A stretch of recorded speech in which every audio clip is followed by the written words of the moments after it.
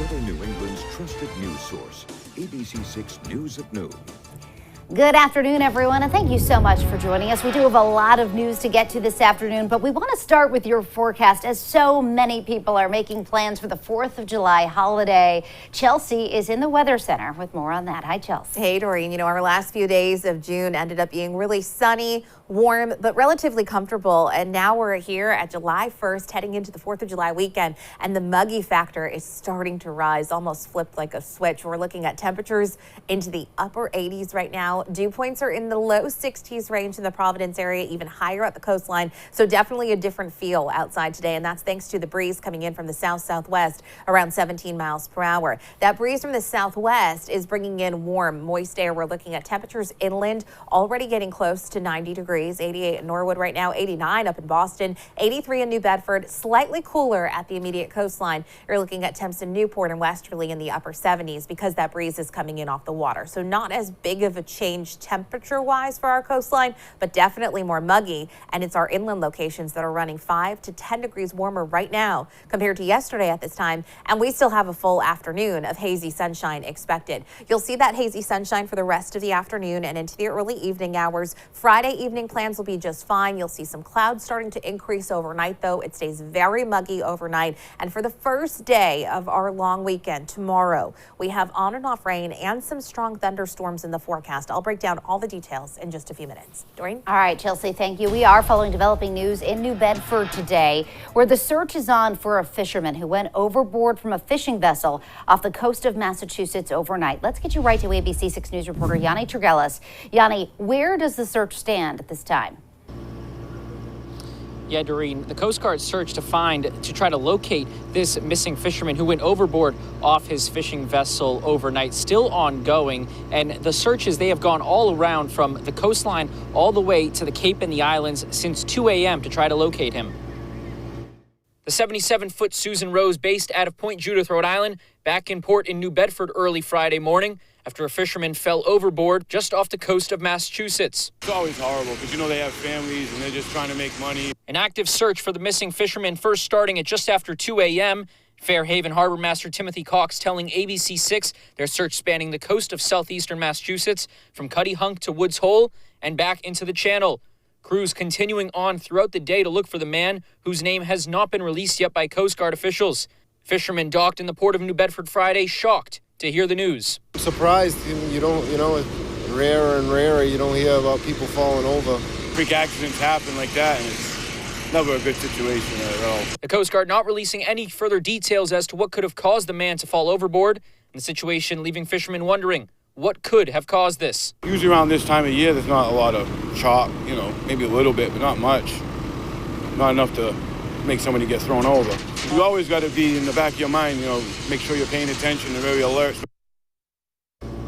And that search for the missing fisherman still ongoing right now. I was told by the Fairhaven Harbor Master that the search party did stop for a short while earlier this morning to regroup and make new search patterns since picking up once again. And the Susan Rose did come back here into the port of New Bedford for a little bit of a while, a little bit earlier this morning, since going back out to sea to head back to Point Judith, where it is based out of. And we will make sure to keep you up to date on all the latest details that continue to come out of this search for this missing fisherman that went overboard earlier this morning. For now, we're live in New Bedford. Yanni Tregellis, ABC6 News. All right, Yanni, thank you. In South Kingstown, police investigating a deadly crash on Route 1 this morning at Cogden Drive. Officers say a man drove off the road and into a tree. His was the only car involved. He has not yet been identified. Another crash, this one in Massachusetts. The DOT says one person was seriously injured in this accident between a car and a truck around 8 a.m. Route 18 was closed near Elm Street in New Bedford while police investigated. And Tiverton fire crews battled a house fire on Brayton Road overnight with heavy smoke and flames ripping through the roof. The acting fire chief tells us 6 people were living in that home. It is a total loss. Fire crews had to rip off the roof to fight the flames. One person was treated for minor burns. The Red Cross is helping out the family. Water issues complicated matters here as firefighters briefly ran out of water and had to request mutual aid.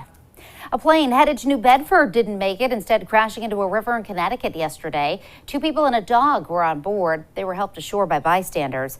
The couple was flying to New Bedford when the plane's engine started to sputter. They're not injured. The FAA and NTSB will now investigate.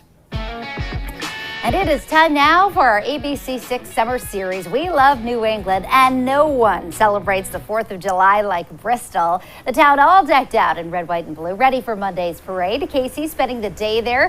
He's live with more on how they're getting ready for the big day. Hi, Case. Boy, Doreen, we'd take a day like this certainly come Monday. That's for sure. It's just beautiful out here. At a familiar spot, too, the corner of Church and Hope Street along the 2.5-mile parade route, bouncing around here today, walking along the streets and hanging out. It's just so great. You got people walking around, hey, happy 4th. Hey, what are the plans for the 4th? I mean, this town of Bristol gets so in the spirit each and every year. Thousands will line this parade route come Monday, whether you're sitting in a chair watching the parade, whether you gather with friends and family in your yard. This is the time of year every year that this town of Bristol shows off that patriotic pride. We pride ourselves in saying we're the most patriotic city or town in the United States. And it certainly shows this time of year. For over 2 centuries, families and residents gather for the longest-running Independence Day celebration in the nation.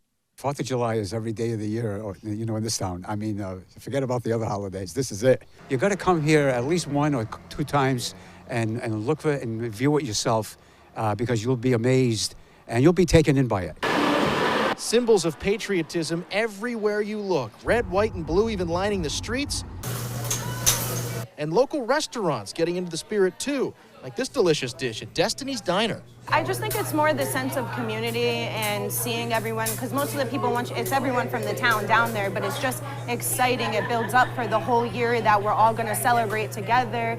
And the stories are endless, like that of Joe and Rosa DuPont, this year's parade grand marshals, immigrating to Bristol nearly 50 years ago, now successful business owners in town.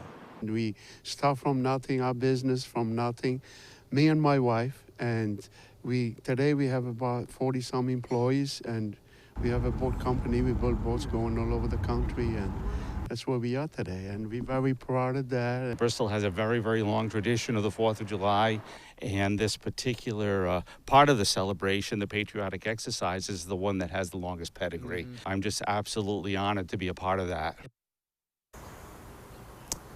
Yeah, Doreen, I just love it here. It's just been such a great day visiting with all those good folks and hearing all the stories and really what makes Bristol, Rhode Island so special this time of year. They got the concert series continuing tonight and tomorrow. Of course, the fireworks display going to be awesome on Sunday night. And then we got the parade, the 4th of July parade, Monday morning at 10:30. Traffic restrictions and the parking situation, all that. Keep up to date at abc6.com, also on air here on ABC6 News. Live in Bristol, Rhode Island, I'm Casey Kantz, ABC6. Doreen. All right, Casey, thank you. And we got to talk about the holiday travel. According to AAA's Independence Day forecast, we can expect the number of travelers this weekend to nearly reach pre-pandemic levels. And despite historically high gas prices, car travel is expected to set a new record.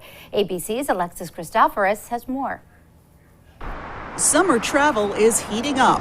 More Americans are expected to hit the roads and skies this 4th of July weekend than last year, according to a forecast released by AAA. We're expecting about 48 million people are going to travel this year, and that's about 1 million more than went last year, and we're almost back to pre-pandemic levels. Andrew Gross of AAA says there is an unexpected twist. More travelers will be driving this year than last year, despite the high cost of filling up at the pump. We're going to set an all-time record for the number of people traveling by car this year. 42 million people are going to go by car. And we found that very surprising given how high gas prices are. Gross has some tips for those traveling this weekend. If you're headed to the airport, don't cut it close. Give yourself plenty of time, even if you have pre-check or clear. Because you're going to have to navigate more traffic on the roads. And then once you get to the airport, there's going to be a lot longer lines because there are staffing issues with the airlines and also with TSA. If you're driving, get an early start in the morning. If you start shifting your travel pattern from noon to like 8 o'clock in the evening, travel volume just builds up, particularly around major metropolitan areas, and you're going to find yourself stuck in good old-fashioned traffic jams. Gross says if you're fortunate enough to have more than one car, drive the more fuel-efficient vehicle. And when you need to stop for gas, realize that those gas stations that are closest to the highway exits will always be the most expensive. So if you can take that exit and then drive down the road a mile or so to that gas station there, it will tend to be cheaper. And some advice to all travelers. We always tell people this every year: pack your patience. And it sounds trite and a cliche, but this time you really got to pack your patience. Alexis Christoforous, ABC News, New York. And still to come here on the news at noon, the bomb squad called down in Newport. One man arrested. We have those details coming up.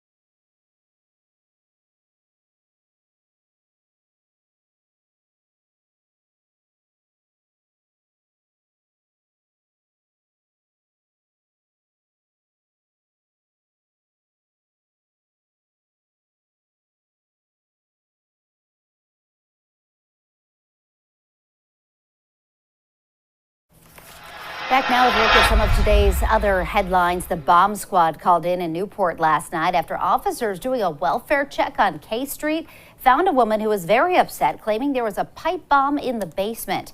The bomb squad determined there was a gunpowder residue, but no detonation device. Middletown police later arresting 26-year-old Ryan Chavis. He's facing charges of possession of bomb-making materials as well as domestic charges. That woman is okay.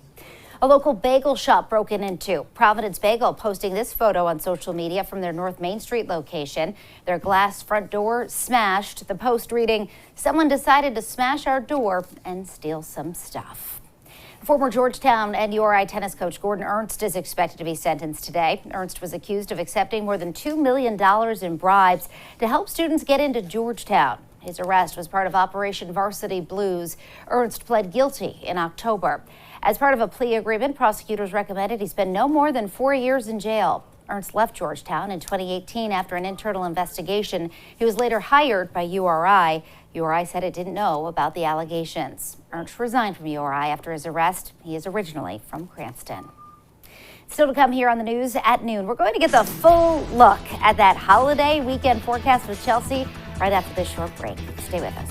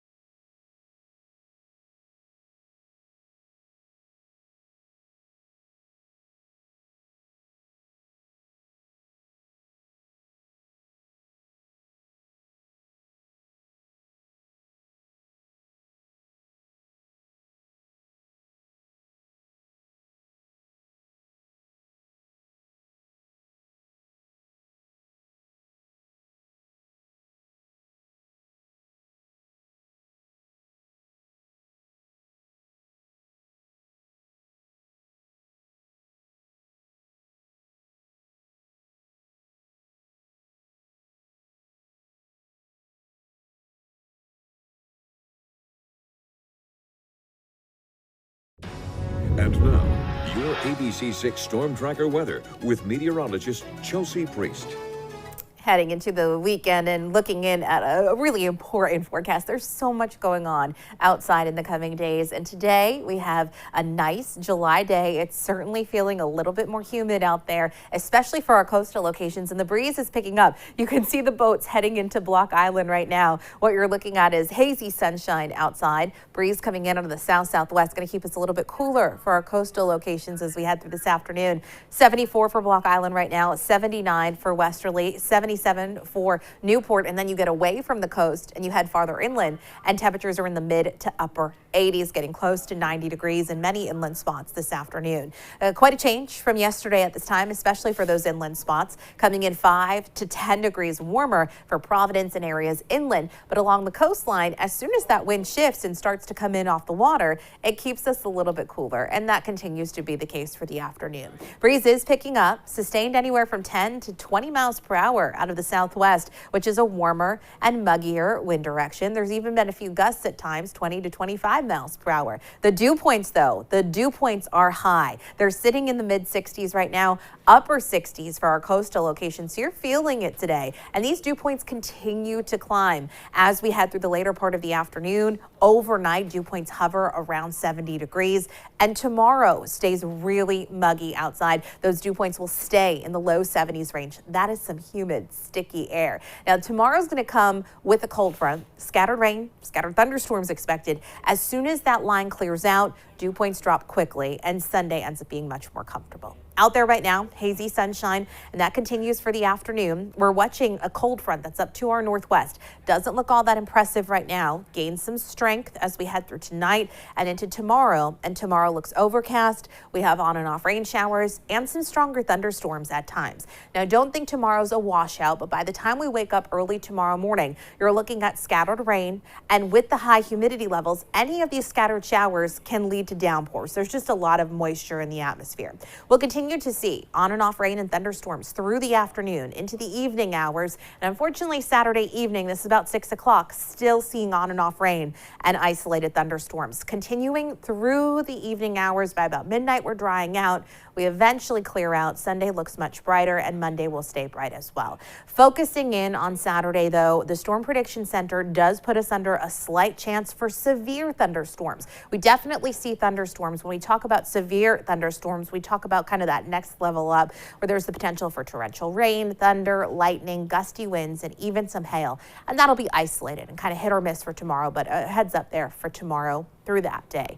Mainly sunny today, hot, humid, close to 90 degrees, a little bit cooler at the coastline, staying in that low 80s range for our coastal locations with a very high UV index. Tonight is warm and muggy, and by early tomorrow morning, we have some scattered showers developing, and tomorrow we have on and off rain and isolated thunderstorms on and off throughout the day. We see some clouds early Sunday morning, but from there we get a bit brighter. We warm up. We're warm on the 4th of July with temperatures in the mid 80s, and humidity levels will start to rise as we head into next week. So tomorrow, do things inside, have an indoor plan. I know there's a lot going on tomorrow too, but other than that, today's good.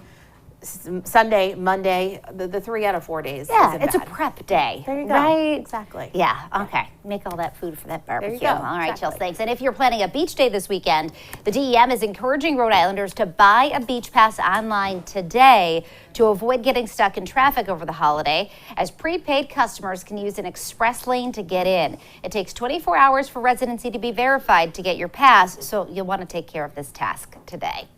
And still to come here on the news at noon, this could be the biggest weekend at the box office that we've seen in some time. More from Hollywood when we come back.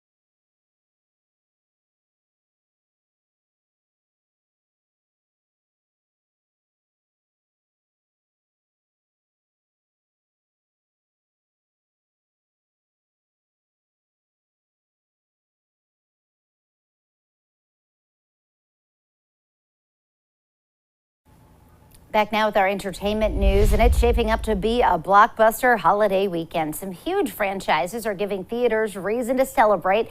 Well, one of the most popular movie characters ever is about to be reinvented. ABC's Kaylee Hartung has more. Having any fun yet? This 4th of July weekend, Hollywood wants to see fireworks at the box office, just as Top Gun Maverick is soaring above $1 billion. And Elvis is proving he's still the king of rock and roll. Tough competition is on the way. Minions: The Rise of Gru, hoping to bring families back to theaters. The Yellow Creatures looking to rake in $150 million worldwide ahead of opening weekend. Hello, Peanut. The best movie season in years will be supercharged next week when Thor: Love and Thunder throws a bolt of lightning into the box office. But even as audiences see the return of Maverick, Minions, and the God of Thunder, one of movies' biggest characters is about to undergo some big changes. Bond. James Bond. Rumors swirling over which actor will put on 007's famous tuxedo, with all eyes on Bridgerton star Regé-Jean Page and Idris Elba. But Bond's producer teasing to Deadline, there isn't a script and we can't come up with one until we decide how we're going to approach the next film. Because really, it's a reinvention of Bond. We're reinventing who he is, and that takes time. Bond is one of the most celebrated and lucrative franchises in Hollywood history, grossing more than $7 billion across its 23 films. And the possibilities are endless. What we're going to see is a continued evolution of what exactly it means to be this kind of macho marksman. There really is limitless potential when it comes to the future of James Bond. Everybody's in the running. And just as the box office banks on a huge month of July with help from Minions and Thor, there is drama at home too. Overnight, Netflix actually crashed for a bit as it released the finale of Stranger Things 4, and it's trending today. Kaylee Hartung, ABC News, Los Angeles. And still to come here on the news at noon, we're going to check back in with Chelsea for another look at that afternoon forecast. Stay with us.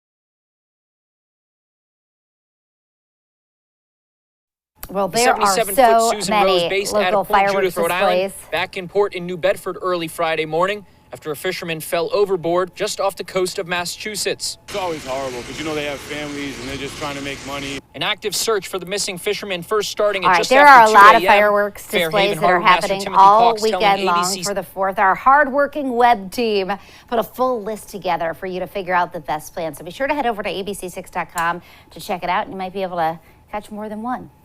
over the weekend, That's right? my plan. Yeah. A couple different times to catch fireworks. Tonight, firework display should be fine. It's going to be warm and humid out there. Tomorrow's going to be our one shaky evening. There's a chance that by late at night we start to dry out, but there'll still be a lot of clouds around. It'll still be pretty muggy out there, but Sunday and Monday look great. Just be careful for some thunderstorms tomorrow. There may be some strong ones coming through at times. They're hit or miss, but the possibility is there. Okay. All right, Chelsea, thank you. And thank you for joining us for the news at noon. The news continues. First and 4. Have a great day, everybody.